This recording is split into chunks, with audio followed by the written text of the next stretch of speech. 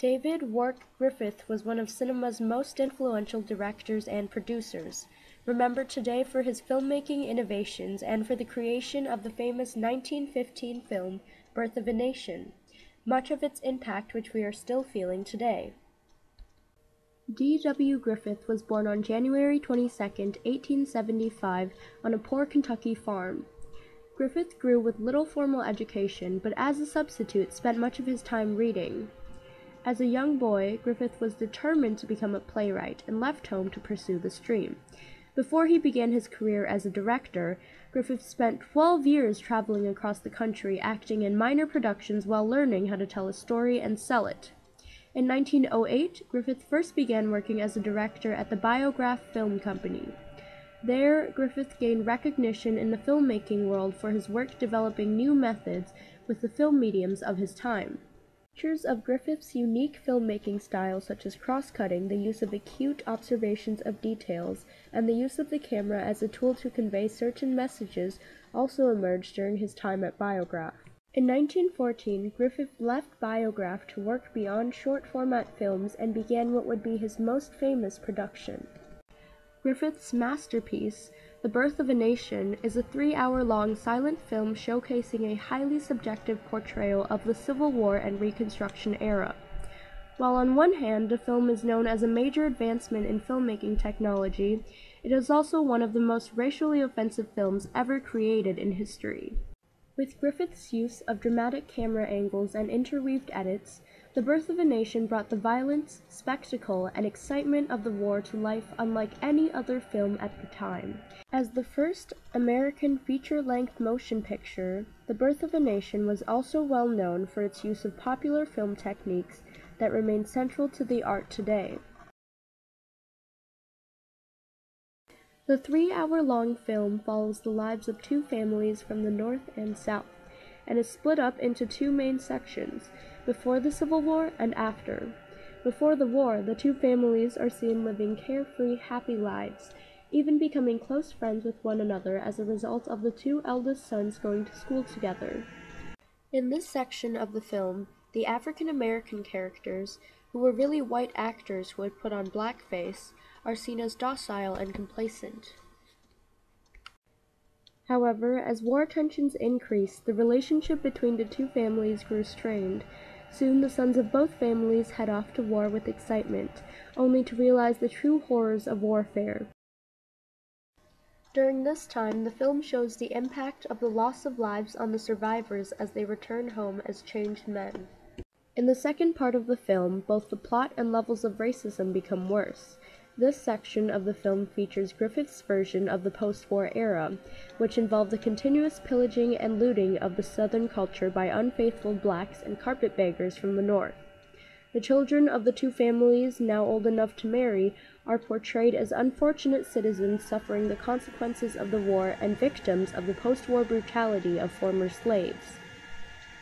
Numerous scenes in the story at this point show freed African Americans as dangerous, uncivilized, and violent. As a result, a group of Southern men formed the Ku Klux Klan after finding inspiration seeing a group of white children frightening black children by pretending to be ghosts.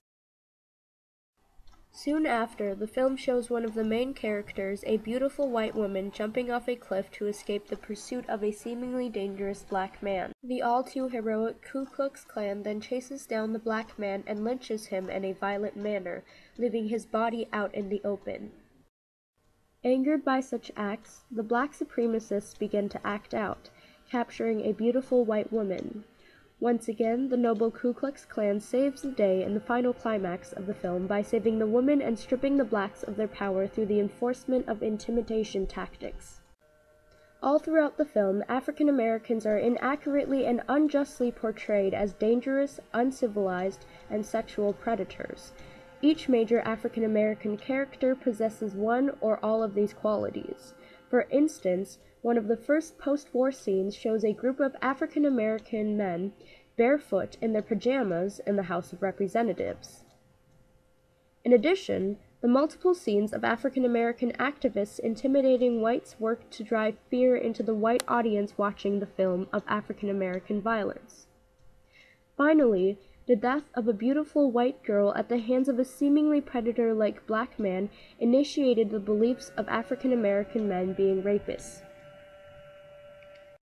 As the first U.S. blockbuster, The Birth of a Nation was extremely popular among the white population as all types of people from urban workers to U.S. presidents viewed the film. Similar to the rise of the Klan in the film, the showing of The Birth of a Nation led to an immense increase in Klan membership. A famous example of this is the parade of 50,000 Klan members in 1925 on the streets of Washington, D.C. during this time. The Klan had anywhere from 2 to 5 million members and the support of millions more across the nation. While membership declined throughout the years, the Klan's core values of religious prejudice, racism, and nativism remained prominent in American society. The Great Migration of African Americans after World War I and the outrage that followed in the form of lynchings, race riots, and false convictions are only some examples of how these ideas continue to influence American society. Even with the achievements of the civil rights era in the 1960s, the influence of the ideas shown in Griffith's film continued to remain in American society with the rise of mass incarceration and modern shootings. According to the U.S. Department of Justice, in 2014 African Americans made up 12 to 13% of the population. However, 34% of jail inmates, or 2.3 million out of 6.8 million of the correctional population, were African American. In addition, the Stanford Center on Poverty and Inequality also found that in 2017, Black people were imprisoned at more than 5 times the rate of white people. This means that 1 in 10 Black children could have a parent behind bars, compared to about 1. Even in a society free of Jim Crow laws, American culture has yet to move on from the precedent set by Griffith's early film. The prevalent fear of Black violence initially resulting from the release of The Birth of a Nation is still present in our society today, only now disguised under new policies. It is only through the continuous efforts to combat such views that the unjust portrayals of African Americans in Griffith's film can be turned over. Overall, the impact of Griffith's masterpiece, The Birth of a Nation, while immensely harmful, was and is still present in American society today.